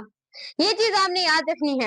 अब हम चलने वाले हमारे पेट जो है, हमारे स्टमक है, उसकी तीसरी लेयर जो अल्लाह ताला ने बनाई है उसका नाम है muscularis externa, muscularis externa. Muscularis externa याद रखिएगा, जहां पर आपकी मसल्स प्रेजेंस होती हैं, that presence on the muscles. और ये आपकी मस्क्यूलरस जो स्टर्ना है वो इनवॉलेंट्री होती है, हमारे कंट्रोल में नहीं होती। याद रखिएगा मेरे बच्चे, मस्क्यूलर एक्सटर्ना मसल्स की बनी हुई है, वो किसी और की बनी हुई नहीं है। उसके बाद ये इनवॉलेंट्री होती है, ये हमारे कंट्रोल में होती ही नहीं है। कौन नहीं होती, मस्क्यूलर एक्सटर्ना। और बच्चों ये लॉन्गिट्यूडनल होती है कुछ इस तरीके से, यहाँ पर लॉन्गिट्यूडनल मसल्स भी पाई जाती हैं। आपसे पूछा जाता है कि वो कौन सी लेयर है जिसके अंदर लॉन्गिट्यूडनल और सर्कुलर मसल्स पाई जाती हैं, तो आपने याद रखना है वो मस्क्यूलरिस एक्सटर्ना है, जहां पर सर्कुलर और लॉन्गिट्यूडनल मसल्स पाई जाती हैं। उसके बाद एक हमारे पास होती है ऑब्लिक मसल, सॉरी यहाँ पर आपकी ऑब्लिक मसल्स भी पाई जाती हैं। वो कौन सी लेयर है जिसके अंदर लॉन्गिट्यूडनल, सर्कुलर और ऑब्लिक मसल्स पाई जाती हैं, वो स्टूडेंट्स आपकी क्या होती है, muscular externa. This MCQs is very very repeating on the test. ये एक बार नम्स में आए हैं, 2 बार ये एमडी गेट के अंदर आए हैं, एक 2019 एक 2022। अब 5 पेपर खोल के देख लीजिएगा, वहां पर लिखा हुआ था what is the layer of the what is the stomach layer of muscular externa that present in muscle? कौन सी मसल्स प्रेजेंट है? कुछ इस तरीके की स्ट्रक्चर का आया था, हमने याद रखना है। लॉन्गिट्यूडनल, सर्कुलर मसल हिस्सा ला सकता है, और ऑब्लिक मसल्स, ये चीज आपने याद रखनी है।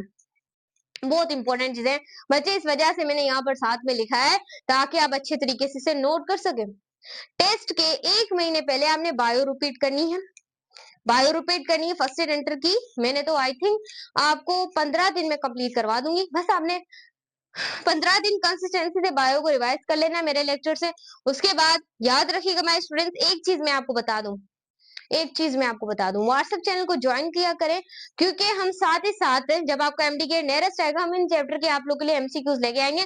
प्रैक्टिस 200 से 300 एमसीक्यूज हुआ करेंगे एक चैप्टर के, उसमें से ही आपके बायोलॉजी के एमसीक्यूज आएंगे 200 या 300, बस वो आपने प्रैक्टिस करनी है, उसी में से आपके एमसीक्यूज आएंगे 10-12 आ जाए चैप्टर में, एक चैप्टर में 5 आ जाए, एक चैप्टर में वहीं से आएंगे पक्का है स्टूडेंट। तो आपने उसको ज्वाइन करें, मुझे जल्दी लाइक करें, कमेंट करें, शेयर करें, जल्दी करें वीडियो को।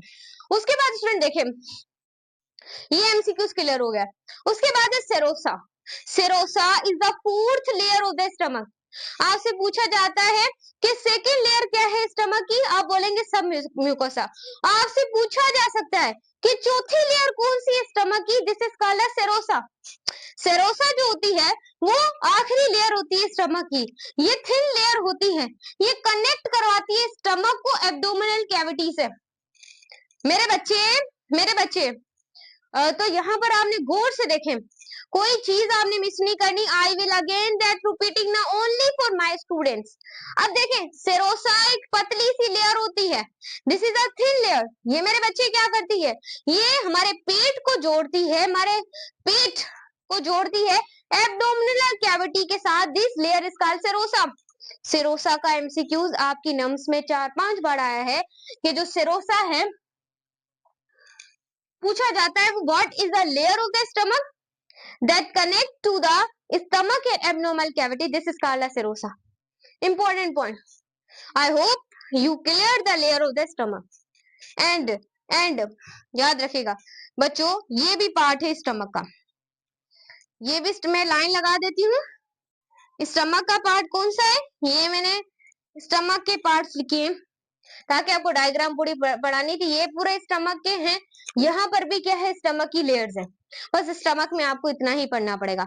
अब मैं देखूं आपको गैस्ट्रिक ग्लैंड नजर आ रहे हैं, बिल्कुल गैस्ट्रिक ग्लैंड आपको नजर आ रहे हैं। तो पहले गैस्ट्रिक ग्लैंड को पढ़ लेते हैं, ये फिर लार्ज इंटेस्टाइन बाद में पढ़ते हैं। पहले आप स्टमक चौथा पार्ट है इसको समझ लें। गैस्ट्रिक ग्लैंड एक ऐसे ग्लैंड्स होते हैं जहां से आप लोगों का गैस्ट्रिक जो जूस है वो रिलीज होता है। स्टूडेंट्स टीच दुआ की बात को गौर से सुनिएगा, लाइक सब्सक्राइब और शेयर लाजमी कीजिएगा। गैस्ट्रिक जूस के अंदर आप लोगों के पास याद रखिएगा 5 तरह के सेल्स होते हैं, 5 तरह के cells. This is most important for only my student. Students gastric glands के अंदर पहले आते हैं एपिथेलियल सेल, दूसरे आते हैं म्यूकोस, और म्यूकोस को हम ग्लोबुलर सेल भी कहते हैं। उसके बाद थर्ड आते हैं पेराइटल सेल, फोर्थ आते हैं आप लोगों के पास चीफ सेल, और पांचवा आप लोगों के पास आते हैं जी सेल। इनके फंक्शंस, इनके काम गौर से समझिएगा। आप लोगों के पास जो गैस्ट्रिक ग्लैंड है उसके अंदर जो पहला सेल है वो है एपिथेलियल सेल। एपिथेलियल सेल क्या करता है, एपिथेलियल सेल जो होता है वो टच करता है फूड को। Important point, what is the cell of the gastric juice of the stomach that touch the food, वो क्या है बच्चों, एमसीक्यूज, ये सारे एमसीक्यूज है, दिस इज योर एमसीक्यूज। याद रखिएगा, कोई नहीं बताएगा आपको, लाइक सब्सक्राइब भी करें। उसके बाद एपिथेलियल जो सेल है, प्री में तो आपको इतनी अच्छी बात कोई भी नहीं पढ़ाएगा, बाद में भी आपको ऐसी कोई नहीं पढ़ाता, मुझे सपोर्ट करे, ज्यादा से ज्यादा आपकी सपोर्ट थोड़ी कम आ रही है। तो स्टूडेंट देखें, एपिथेलियल जो सेल है व्हाट इज द, मैं यहां पर एमसीक्यूज अगर लिखना चाहूं, what is the cell of the stomach, यहां से आपने देख लेना है, that touch the food is called epithelial cell. उसके बाद है mucus and globular cell, what about the work. बच्चों ये जो सेल्स होते हैं ये म्यूकस को सिक्रिएट करते हैं, म्यूकस को क्या करते हैं, सिक्रिएट करते हैं। उसके बाद है पेराइटल सेल, व्हाट अबाउट मेम्यूसेफ, what about ma'am the function of the parietal cell? Parietal cell का फंक्शन ये है कि ये HCl को सीक्रिएट करता है। आपसे पूछा जा सकता है what is the cell of the stomach that produce HCl? This is called the parietal cell. Parietal cell का काम है कि पीएच को भी मेंटेन रखता है, पीएच को 2 या 3 के बीच में रखता है। ये पीएच को 2 या 3 के बीच में रखने वाला जो सेल है वो आप लोगों के पास याद रखिएगा, वो है पैराइटल सेल। तो पैराइटल सेल को आप दूसरा एमडीगेट के अंदर दो नाम आ सकते हैं, तो ये भी सुन ले। पैराइटल सेल देखो अगर मैं नीचे रखूंगी तो नजर आएगा नहीं मेरे बच्चे को, आई थिंक नहीं आएगा स्टूडेंट्स, तो मैं यहाँ पर लिख दूं, कहाँ पे लिखूं?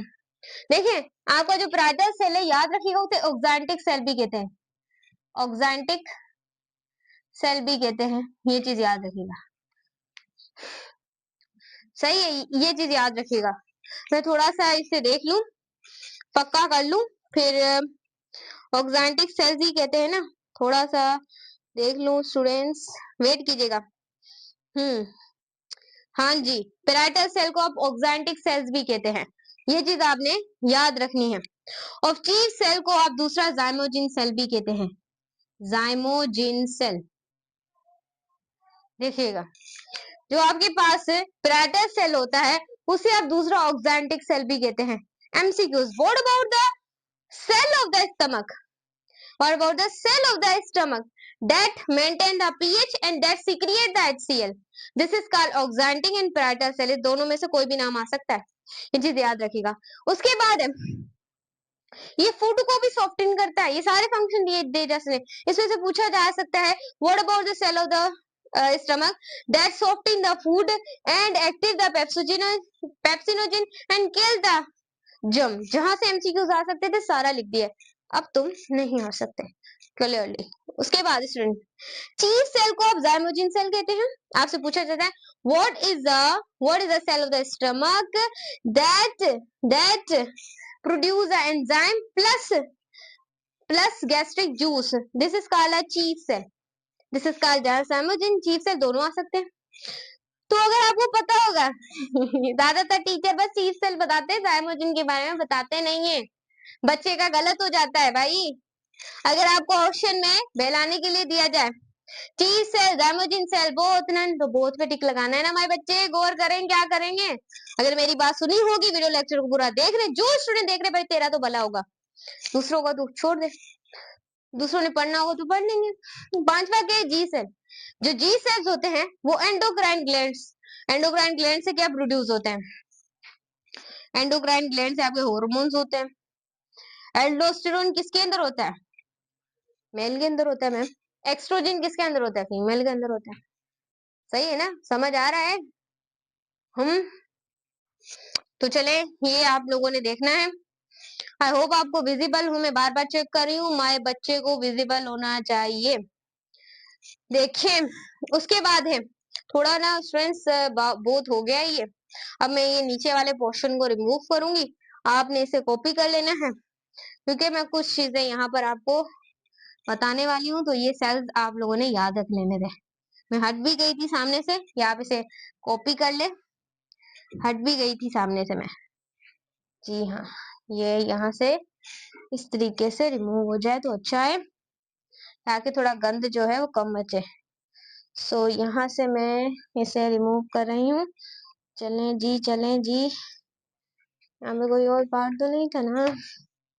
चलें, अब आप लोगों को लेयर्स का भी पता चल गया होगा। ये यहाँ से इसको रिमूव करें, यहाँ से इसको भी रिमूव करें, फिर आपको आगे बढ़ाते हैं हम लोग। हाँ जी, तो चलें स्टूडेंट्स, अभी आगे चलते हैं। अब देखते जाना है आप लोगों ने। स्टूडेंट्स अब आपका जो खाना है वो स्टमक के बाद जाएगा स्मॉल इंटेस्टाइन में। अब स्मॉल इंटेस्टाइन में क्या होगा? स्मॉल इंटेस्टाइन वैसे तो लार्जेस्ट होता है, लेकिन ये लेंथ में मार खा जाता है, सही। उसके बाद स्टूडेंट इसके 3 रीजन्स होते हैं।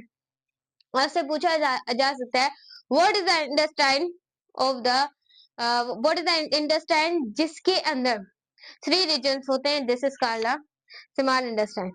देखिए स्मॉल इंटेस्टाइन के अंदर आपका पेनक्रिएटिक जूस और बाइल जूस दोनों रिलीज होते हैं। आपसे पूछा जा सकता है कि बाइल जूस और पेनक्रिएटिक जूस किस इंटेस्टाइन में प्रोड्यूस होता है, तो आपने स्टूडेंट्स याद रखना है वो आप लोगों के पास क्या होता है, स्मॉल इंटेस्टाइन होता है। उसके बाद है एक और चीज जो मैं आप लोगों को बताना चाहूंगी, यहाँ पर देखिएगा आपका जो स्मॉल इंटेस्टाइन होता है वहां पर आपकी डाइजेशन भी होती है, थोड़ी सी जो फूड रह जाता है, और आपकी स्मॉल इंटेस्टाइन में थोड़ी सी एब्जॉर्प्शन भी होती है। बाकी जो एब्जॉर्प्शन आपकी कंप्लीट होती है वो लार्ज इंटेस्टाइन के अंदर होती है। उसके बाद स्मॉल इंटेस्टाइन के 3 पार्ट होते हैं, डुडेनम, जेजुनम और इलियम।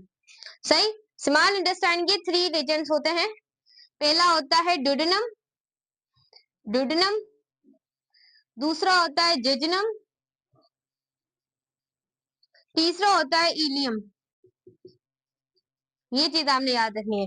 डुडेनम क्या करता है स्मॉल इंटेस्टाइन का, स्मॉल इंटेस्टाइन का जो डुडेनम है वो स्टूडेंट्स याद रखिएगा वो डाइजेशन करवाता है। डुडेनम क्या करवाता है, डाइजेशन। ये लार्ज जो थोड़े से रह गए हैं लार्ज मोलिकुल उन्हें इस्तेमाल कर देगा। उसके बाद हमारा जो डुडेनम है वो बाइल जूस को भी सीक्रिएट करता है। ये इंपॉर्टेंट पॉइंट्स है। बाइल जूस सीक्रिएट, कौन सीक्रिएट करता है, डुडेनम सीक्रिएट करता है। देखो आपको नजर आ रहा है, हाँ जी। उसके बाद एमिलिफिकेशन ऑफ फेट्स, आपसे पूछा जा सकता है what is the intestine that emulsification जो करवाता है फेट की।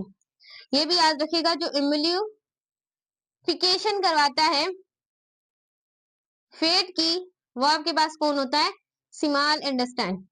ये चीज याद रखिएगा, ये स्मॉल इंटेस्टाइन के काम है। स्मॉल इंटेस्टाइन का एक पार्ट है डुडेनम जिसके ये काम है। उसके बाद आता है आप लोगों के पास, बात करें हम लोग एब्जॉर्प्शन जो होती है, खाने की थोड़ी थोड़ी एब्जॉर्प्शन जो होती है वो कहां पर आके होती है, वो होती है इलियम के अंदर। ये चीज आपने क्या करनी है, याद रखनी है, और बस आपको याद रखने की कोई जरूरत नहीं है। सही। और जेजुनम के अंदर आपके, इसको हम थोड़ा सा ना डिस्कस करेंगे बट ये काम का नहीं है, इस वजह से मैं आपको बता नहीं रही है। उसके बाद इसके बाद है लार्ज इंटेस्टाइन, हम थोड़ा देखेंगे अभी भी इंटेस्टाइन को। तो लार्ज इंटेस्टाइन, लार्ज इंटेस्टाइन होता है वो थोड़ा वाइडर होता है स्मॉल इंटेस्टाइन से, थोड़ा वाइडर होता है, ये चीज आपने याद रखनी है। उसके बाद यहाँ पर कुछ बैक्टीरिया प्रेजेंट होता है। मैम हमने तो कभी देखा है और टीचर हमें पढ़ाते भी आ रहे हैं कि जहां पर बैक्टीरिया आ जाते हैं वो बुरे ही होते हैं, लेकिन याद रखिएगा कुछ बैक्टीरिया अच्छे भी होते हैं और कुछ बैक्टीरिया बुरे भी होते हैं। ये नहीं होते कि सारे बैक्टीरिया बुरे हों, कुछ जो बैक्टीरिया होते हैं वो हमें भी फायदा देते हैं और खुद भी फायदा लेते हैं। कुछ जो बैक्टीरिया होते हैं वो खुद फायदा लेते हैं, हमें कुछ फायदा नहीं देते। चल 2 मिनट ब्रेक दे, मैं थोड़ा सा पानी पी लूं।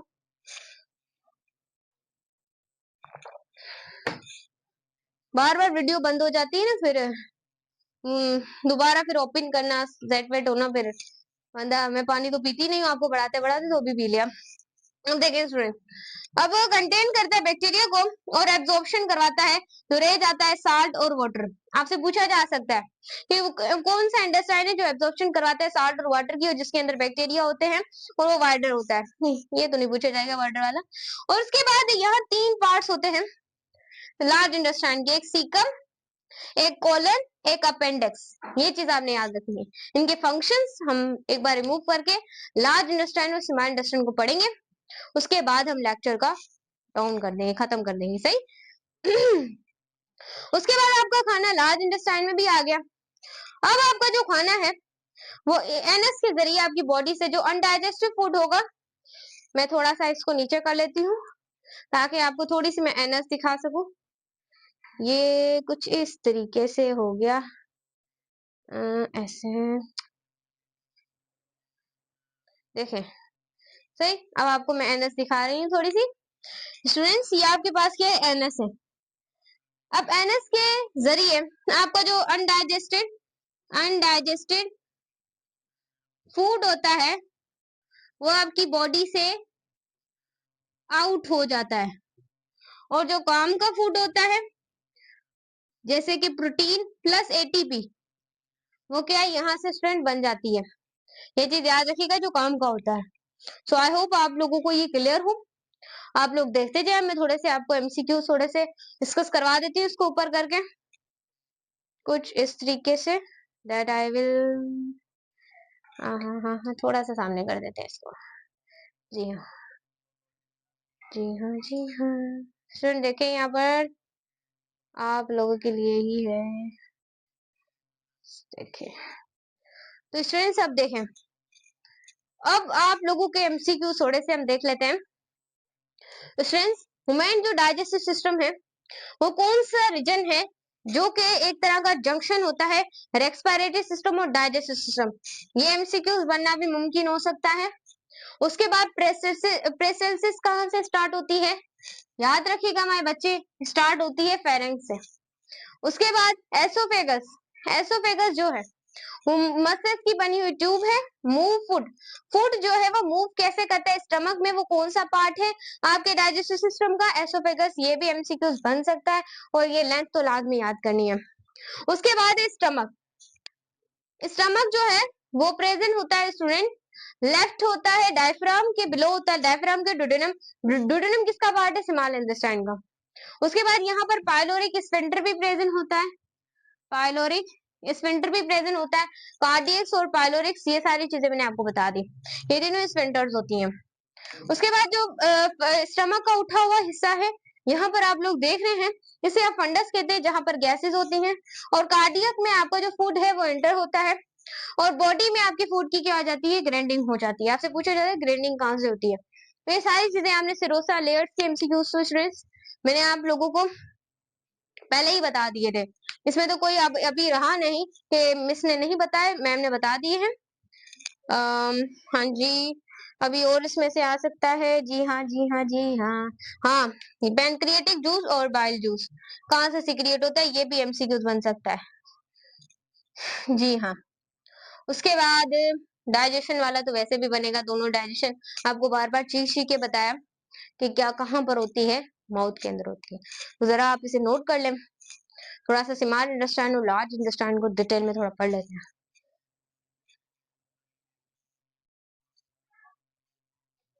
बिस्मिल्लाहिर्रहमानिर्रहीम। सब हम पढ़ने वाले हैं स्मॉल इंटेस्टाइन को। आप भले सिंध से बिलोंग करते हैं, आप फेडरल की बोर्ड से हैं, या फिर आप स्टूडेंट्स केपी के बलोचिस्तान, या फिर आप इंडिया से हैं, सारे बच्चे स्मॉल इंटेस्टाइन को डिटेल में पढ़ सकते हैं।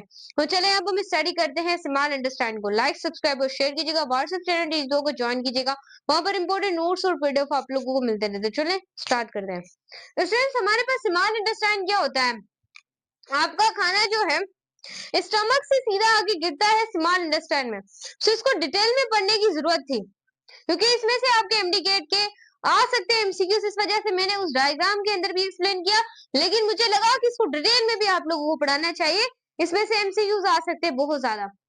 स्मॉल इंटेस्टाइन जो है वो लार्जेस्ट पार्ट है गैस्ट्रो इंटेस्टाइन ट्रैक्ट का, लार्जेस्ट पार्ट है स्मॉल इंटेस्टाइन। जो जीआईटी जो कि माउथ से शुरू होती है एनएस पे खत्म होती है, याद रखिएगा। उसके बाद इसकी 4 लेयर्स होती हैं स्मॉल इंटेस्टाइन की। उसके बाद स्टूडेंट्स याद रखिएगा, यहाँ पर आपकी डाइजेशन होती है और यहाँ पर आपकी एब्जॉर्प्शन होती है। यहाँ पर आके थोड़ी थोड़ी डाइजेशन, जो फूड आपका ब्रेक नहीं हुआ उसकी थोड़ी डाइजेशन होगी स्मॉल इंटेस्टाइन, और फूड की जो एब्जॉर्प्शन होगी वो भी किसके अंदर होगी, स्मॉल इंटेस्टाइन पर होगी। स्मॉल इंटेस्टाइन में आप लोगों के पास 3 पार्ट्स आ जाते हैं। वो 3 पार्ट्स कौन से हैं, एक ड्यूडेनम है, एक जेजुनम है, एक इलियम है। ये 3 पार्ट्स आ जाते हैं, किसमें आ जाते हैं, आप लोगों के स्मॉल इंटेस्टाइन के अंदर। तो इसे गौर से समझिएगा, कोई चीज आपने मिस नहीं करनी है, मैं आपको बता रही हूँ। देखिए स्टूडेंट, जेजुनम क्या होता है, जेजुनम सी शेप पार्ट होता है। अब एमसीक्यू आ सकता है, what part of the small intestine is C shape. आपने क्या लगाएंगे ऑप्शन में, ड्यूडेनम, बी जेजुनम, एलियम या नन। आपको अगर पता होगा कि सी शेप ड्यूडेनम होता है तो आप इजीली लगा सकते हैं। उसके बाद ये सबसे स्मॉलेस्ट पार्ट होता है, स्मॉलेस्ट पार्ट ये पेनक्रिएटिक होता है। क्यों, क्योंकि ये बाइल जूस को क्या करते हैं स्टूडेंट, रिलीज करता है। उसके बाद पूछा जा सकता है वो कौन सा पार्ट है स्मॉल इंटेस्टाइन का जहां पर केमिकल डाइजेशन होती है। अगर मैंने आपको डिटेल में ना पढ़ा होता तो आपको क्लियर ना होता। इस वजह से हम कोई चीज मिस नहीं करेंगे, इस वजह से मैंने ये अलग से लिखा है। वो आप लोगों के पास केवल डाइजेशन जो केमिकल होती है वो डुडेनम के अंदर होती है। ड्यूडेनम के अंदर जो आपका लिपेज है एंजाइम वो कन्वर्ट होता है लिपिड में, और वो लिपिड को आगे कन्वर्ट करता है ड्यूडेनम फैटी एसिड्स में, फैटी एसिड्स प्लस ग्लिसरॉल में। उसके बाद एक एंजाइम है अमाइलेज। अमाइलेज को ये जो ड्यूडेनम कन्वर्ट करता है स्टार्च में, स्टार्च को कन्वर्ट करता है माल्टोज में। एक एंजाइम है काइमोट्रिप्सिन। काइमोट्रिप्सिन को कैसीन में और प्लस पॉलीपेप्टाइड जो कि प्रोटीन है उसको भी देखता है, ये ब्रेक करता है, डाइजेशन करता है। उसके बाद है जेजुनम जो कि स्मॉल इंटेस्टाइन का सेकंड पार्ट है। स्मॉल इंटेस्टाइन का जो सेकंड पार्ट है उसकी आप लॉन्ग याद रखिएगा, लेंथ याद रखिएगा 1.5 से 2 मीटर लॉन्ग होता है, ये एमसीक्यूज आता है।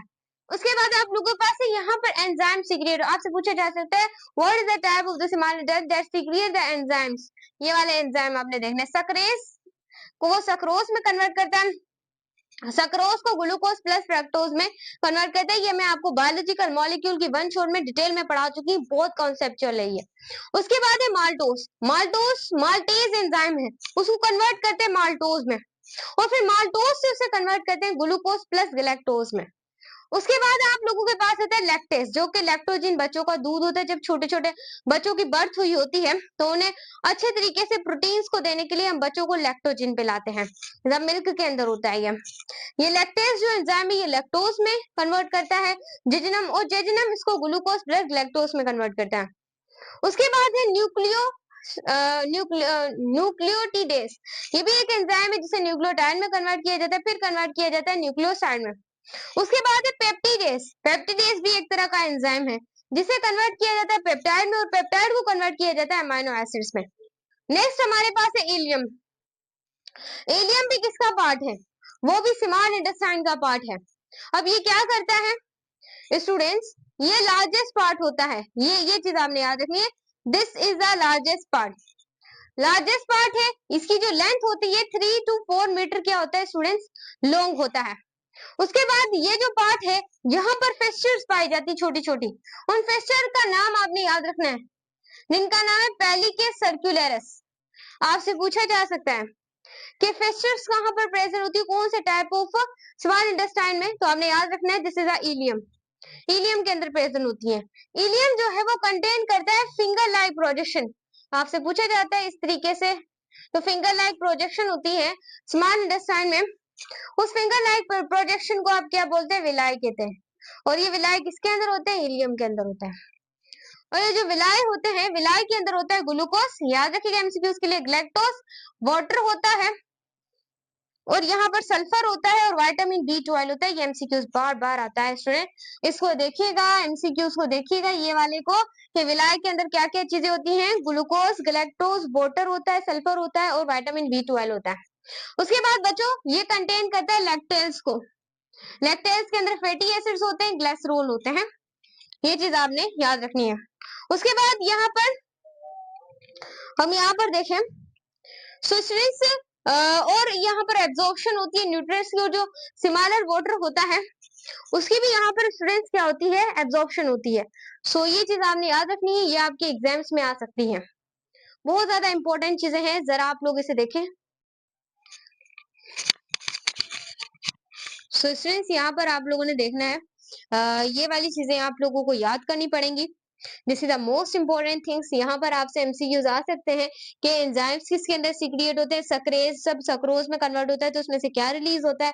उसके बाद जो माल्टेज है उसको किस में कन्वर्ट करता है, आपका जेजुनम माल्टोज में, फिर माल्टोज के बाद ग्लूकोज प्लस लैक्टोज में करता है। उसके बाद आप लोगों के पास है लैक्टेज। लैक्टेज को वो कन्वर्ट करता है लैक्टोज में, और लैक्टोज को फिर वो कन्वर्ट करता है ग्लूकोज प्लस लैक्टोज में। ये एमसीक्यूज आपसे पूछे जा सकते हैं। उसके बाद ये एमसीक्यूज तो लाजमी आएगा कि विलाय के अंदर क्या क्या चीजें होती हैं। ये हमेशा जो स्टूडेंट्स हैं उनको ये चीज खुलकर नहीं बताई जाती, और अगर मैंने आपको खुलकर बताई है तो ये एमसीक्यू सही कीजिएगा। एक बार और इसके ट्रिक याद कीजिएगा, GGHSVB, GGHSVB जैसे भी याद कीजिएगा, पर इसे याद लाजमी कीजिएगा। उसके बाद लैक्टेज किसके अंदर करना है, और लैक्टेज के अंदर क्या क्या होता है ये याद रखिएगा, फैटी एसिड, ग्लिसरॉल, और याद रखिएगा दूसरा होता है क्लोनिकोन। ये तीनों एमसीक्यूज आ सकते हैं स्टूडेंट्स, ये आ सकते हैं, ऐसे थोड़ी मैंने क्या अलग से पढ़ाए हैं, मेरा कोई है माइंड आपको अच्छी तरीके से क्लियर करवाने, बिल्कुल क्रिस्टल क्लियर। लैक्टेज के अंदर क्या क्या होते हैं, डायग्राम्स के पार्ट्स हैं, फैटी एसिड्स, ग्लिसरॉल और कोलेनिकोन, ये चीज याद रखिएगा। और सिमाल एब्जॉर्प्शन जो होती है वाटर की, वो कौन से पार्ट में होती है स्मॉल इंटेस्टाइन के, आप अंदाजा लगाएं कौन से पार्ट में ये होगी, बताएं आप लोग मुझे कि जो स्मॉल एब्जॉर्प्शन होती है वो कौन से पार्ट में होती है जो स्मॉल इंटेस्टाइन का होता है, याद रखिएगा वो आप लोगों के पास कौन होता है, ड्यूडेनम, ये चीज याद रखिएगा। और आपसे पूछा जा सकता है कि एम्बलिफिकेशन जो होती है फेट की, पूछा जा सकता है what part small intestine emulsification, emulsification of fats, क्या टिक लगाएंगे, तो ये भी याद रखिएगा एमसीक्यूज, वो भी कौन करवाता है, ड्यूडेनम करवाता है, ये चीज इंपॉर्टेंट है और इसे मत भूलेगा। और डाइजेशन कहाँ पर होती है, ड्यूडेनम के अंदर होती है, ये भी एमसीक्यूज याद रखिएगा। और एब्जॉर्प्शन कहाँ पर होती है, ज्यादा से ज्यादा एब्जॉर्प्शन आके होती है इलियम के अंदर, ये भी एमसीक्यूज याद रखिएगा। This is the most important my बच्चे, ये भी एमसीक्यूज बन सकता है कि बताएं कि जो हमारे पास कंटेंट जो फिशर्स करती है स्मॉल इंटेस्टाइन का, वो कौन सा पार्ट है, उसका नाम भी पूछा जा सकता है, तो वो इलियम, लेकिन हमने पेलिका सर्कुलेरस। एक बार और बता रही हूँ स्टूडेंट्स, इसको आप देख लें, नोट कर लें, इसको आप लोग कहते हैं पेलिका सर्कुलेरस, इसे मत भूलिएगा, ये सवाल आपके टेस्ट के अंदर आ सकते हैं। और अगर आपने एमडीगेट के टॉप करना चाहते हैं तो आपने बी प्रिपेयर रहना है, ऐसी तैयारी मैं आपको करवा रही हूँ, अगर आप फुली फोकस करेंगे तो आपको टॉप करने से कोई नहीं रोक सकता। चलें लार्ज इंटेस्टाइन को थोड़ा पढ़ लेते हैं। स्टूडेंट्स अब हम पढ़ने वाले हैं हमारे पास लार्ज इंटेस्टाइन क्या होता है। स्टूडेंट्स लार्ज इंटेस्टाइन जो होता है याद रखिएगा 1 मीटर्स लॉन्ग होता है, ये एमसीक्यूज आ सकता है। उसके बाद स्टूडेंट्स ये 5 से 6 सेंटीमीटर तक लॉन्ग भी होता है, ये इसकी बताई जा रही है मीटर्स, यहाँ पर इसके बताए जा रहे हैं सेंटीमीटर। ये दोनों पॉइंट्स आपके एमसीक्यूज पॉइंट ऑफ व्यू से इंपॉर्टेंट है कि बताएं जो लार्ज इंटेस्टाइन है उसके वो कितने मीटर लॉन्ग होता है, और बताएं कि सेंटीमीटर्स में वो कितना लॉन्ग होता है। तो याद रखिएगा लार्ज इंटेस्टाइन 1.5 मीटर्स क्या होता है, लॉन्ग्स होता है, और ये जो सेंटीमीटर की बात करें तो ये 5 से 6 सेंटीमीटर क्या होता है, लॉन्ग होता है। उसके बाद एब्जॉर्प्शन, यहाँ पर बच्चों जितनी भी चीजें बच जाती हैं, वैसे तो आपने देखा होगा कि इलियम के अंदर भी क्या होती है, स्मॉल इंटेस्टाइन के चीजें एब्जॉर्ब होती हैं, चीजें क्या होती हैं, एब्जॉर्ब होती हैं। ऐसे ही जो आपका लार्ज इंटेस्टाइन है यहाँ पर भी एब्जॉर्प्शन होती है, वाटर की, साल्ट की, जो बच जाते हैं वाइटामिन की, इन सब की क्या होती है स्टूडेंट, एब्जॉर्प्शन होती है। ये चीज आपने क्या करनी है, याद रखनी है, साल्ट की, वाइटामिन की, इन सब की यहाँ पर एब्जॉर्प्शन होती है। उसके बाद स्टूडेंट्स यहाँ पर विलाय नहीं होती, इलियम के अंदर क्या मौजूद थी, विलाय मौजूद थी, मैंने glucose plus galactose plus water, ये एमसीक्यू, सल्फर, विटामिन B12, ये सारे आप लोगों को मैंने बताया था ये एमसीक्यूज आएगा। ऐसे ही इलियम के अंदर विलाय मौजूद होती हैं, लेकिन याद रखिएगा लार्ज इंटेस्टाइन के अंदर कोई विलाय मौजूद नहीं होती। उसके बाद ये कंसिस्ट करते हैं 4 पार्ट्स, लार्ज इंटेस्टाइन जो है उसके 4 पार्ट्स हैं, एक सीकम, एक कोलन, एक रेक्टम, एक एनस, इनको हम डिस्कस करते हैं डिटेल में। बच्चों सीकम एक तरह का कनेक्शन होता है, एक तरह का रिश्ता होता है, किसका कनेक्शन होता है, किसका रिश्ता होता है, ये सब देखते हैं। तो स्टूडेंट्स सीकम एक तरह का जंक्शन है बिटवीन इलियम और लार्ज इंटेस्टाइन, इलियम और लार्ज इंटेस्टाइन, सॉरी जंक्शन है इलियम और लार्ज इंटेस्टाइन का, कौन आप लोगों के पास है, सीकम। उसके बाद याद रखिएगा यहाँ पर प्रेजेंट एमसीक्यूज आ सकता है कि लार्ज इंटेस्टाइन के पास सीकम के अंदर कौन सी वॉल्व प्रेजेंट होती है, तो याद रखिएगा स्टूडेंट्स वो प्रेजेंट होती है ileocaecal valve, this is your MCQs. उसके बाद पूछा जा सकता है हेमीफॉर्म अपेंडिक्स लार्ज इंटेस्टाइन के कौन से पार्ट में पाई जाती है, तो हमने याद रखना है अपेंडिक्स के, हेमीफॉर्म अपेंडिक्स के अंदर पाई जाती है।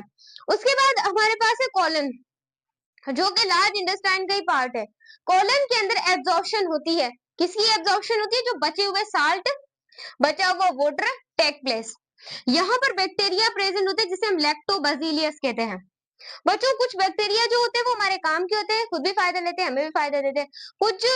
कुछ ऐसे होते हैं, कुछ पैरासाइट्स होते हैं, जैसे मच्छर हो गए, हमारा खून पीते हैं, हमें नुकसान फोड़ा निकल जाता है। ये चीजें आपने याद रखनी है। उसके बाद यहाँ पर प्रेजेंट होता है विटामिन बी और विटामिन के। अब आपसे पूछा जा सकता है विटामिन बी और विटामिन के कहाँ पर एब्जॉर्ब होते हैं, कौन से लार्ज इंटेस्टाइन के पार्ट में होते हैं, तो वो कॉलन के अंदर होता है। इसके बाद स्टूडेंट्स यहाँ पर आपकी असेंडिंग लिम्फ भी मौजूद होती है, डिसेंडिंग लिम्फ भी मौजूद होती है और ट्रांसवर्स लिम्फ भी यहाँ पर मौजूद होती है।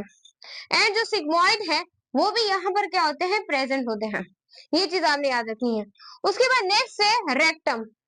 रेक्टम पर आप लोगों के पास अनडाइजेस्टिव मटेरियल होता है, वो रिटेन्ड होता है, जैसे वो एब्जॉर्ब करता है साल्ट को और किसको, वाटर को। उसके बाद एक ओपनिंग होती है जो है एनएस। एनएस ओपनिंग होती है, एजेशन कंटेन करती है, जहां पर स्फिंक्टर मसल्स भी आप लोगों की होती है। ये सारे एमसीक्यूज आपने क्या करने हैं, याद रखने हैं। ये आप लोगों के लिए बहुत ज्यादा इंपॉर्टेंट पार्ट है। अब स्टूडेंट्स लार्ज इंटेस्टाइन का ये याद रखिएगा कि इलियम के अंदर भी एब्जॉर्प्शन होती है, लेकिन इलियम जो है स्मॉल इंटेस्टाइन में काफी ज्यादा एब्जॉर्प्शन नहीं हो जाती, फिर भी कुछ चीजें बच जाती हैं जो कहां पर एब्जॉर्ब होती हैं, वो आपके लार्ज इंटेस्टाइन के अंदर क्या होती है, एब्जॉर्ब होती है। देखिएगा, और ये इंपॉर्टेंट एमसीक्यूज है कि विलाई जो होती है वो स्मॉल इंटेस्टाइन में तो प्रेजेंट होती है, लेकिन लार्ज इंटेस्टाइन के अंदर कोई भी विलाई प्रेजेंट नहीं होती। ये एमसीक्यूज भी आपने टेस्ट पॉइंट ऑफ व्यू से याद रखना पड़ेगा आप लोगों को।